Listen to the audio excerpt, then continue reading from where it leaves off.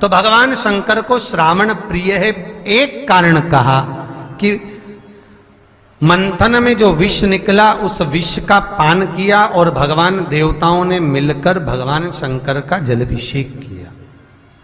दूसरा कारण कहा, माता सती ने शंकर को पाने के लिए श्रावण के महीने में ही सबसे ज्यादा साधना करी है। और क्या करा था माता सती ने? एक बालू का, मिट्टी का शिवलिंग बनाती थी, प्रतिदिन शिवलिंग का निर्माण करती थी और शिवलिंग का निर्माण कर कर उसकी पूजन कर कर अर्चना कर कर उसका विसर्जन करती थी सती माता। और माता सती का नियम था भगवान शंकर को पाने के लिए शिवलिंग का तो हमारे यहाँ शिव महापुराण में लिखा है कि पार्थिव शिवलिंग का निर्माण होना चाहिए। और पार्थिव शिवलिंग का निर्माण करना है तो उसके लिए भी वर्णन करा गया। ब्राह्मण श्वेत मट्टी के शिवलिंग का निर्माण करे, वैश्य पीली मट्टी के शिवलिंग का निर्माण करे,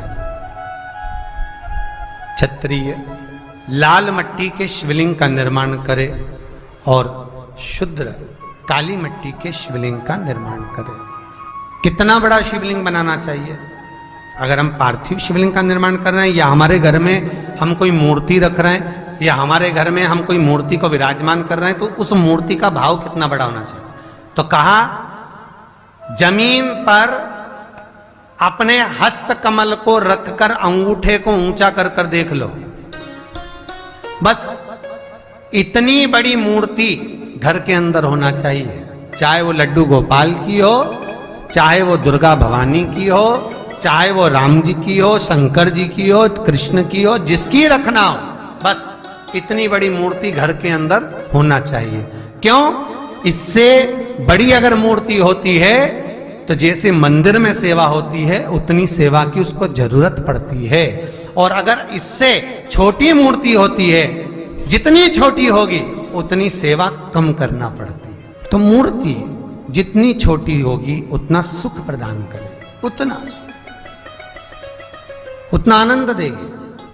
पर श्रावण के महीने में यदि आप रोज शिवलिंग नहीं बना सकते तो पूरे महीने में एक बार शंकर का शिवलिंग का, पार्थिव शिवलिंग का निर्माण करना चाहिए, जरूर करना चाहिए। और पार्थिव शिवलिंग का निर्माण कर कर उसकी आराधना, उसकी अर्चना, उसकी पूजन करना चाहिए। नमः शिवाय, ओम नमः शिवाय, ओम नमः शिवाय, नमः शिवाय। पार्थिव शिवलिंग का जब भी निर्माण करें, किसी थाली में या पात्र में, जिसमें भी आप निर्माण कर रहे हैं, उस पार्थिव शिवलिंग को बनाने से पहले उसके अंदर, पात्र के अंदर एक बेलपत्र रखे। बेलपत्र क्या? आपको कथा में कल कहा था, बेलपत्र का वृक्ष माता पार्वती के नयन अश्रु से प्रकट हुआ है और रुद्राक्ष का वृक्ष शंकर भगवान के नयन अश्रु से प्रकट हुआ है।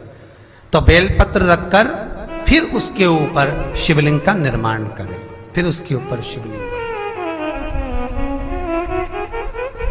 उसका लाभ आनंदित होगा, उसका सुख आनंदित होगा, वो आनंद फल देने वाला होगा। कई लोग सीधे थाली में शिवलिंग बना देते हैं। माता पार्वती के हस्त कमल पर शिवलिंग का निर्माण है महाराज, हस्त कमल पर सुख देने के लिए। तो भगवान शंकर के शिवलिंग का निर्माण करें। माता सती ने भी किया। यही श्रावण के महीने में माता सती शंकर भगवान के शिवलिंग का निर्माण करती है, पूजन करती है, अर्चना करती है। फिर शाम के समय उस शिवलिंग को मस्तक पर स्पर्श कर कर जलाशय में, कुंड में, जल में, बावड़ी में, कुएं में, तालाब में उसका विसर्जन करती है मां। दूसरा कारण कहा, सती शंकर को इसी श्रावण में रिझाई थी, इसलिए शंकर को श्रावण अति प्रिय है। कि पहले आती है नवमी, फिर आवेगी एकादशी, देवसोनी। तो भंडारिया नवमी का मतलब क्या होता है? भंडारिया नवमी का स्मरण क्या होता है? अभी आपको कहा था 9 जगह पर बेलपत्र चढ़ती है।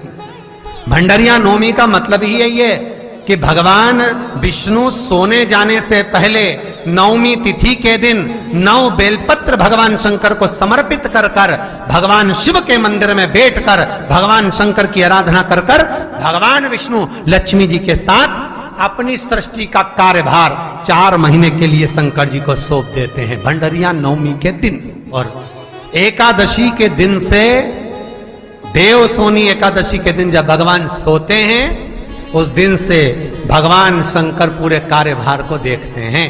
पूरे कार्यभार, जब कार्यभार सौंपा गया, भगवान शंकर सृष्टि का संचालन करने लगे, तब ब्रह्मा और विष्णु ने आकर शंकर जी की आराधना यही श्रावण के महीने में करी थी कि आपने पूरा कार्य अच्छे से संभाला, इसलिए शंकर को श्रावण अति प्रिय है।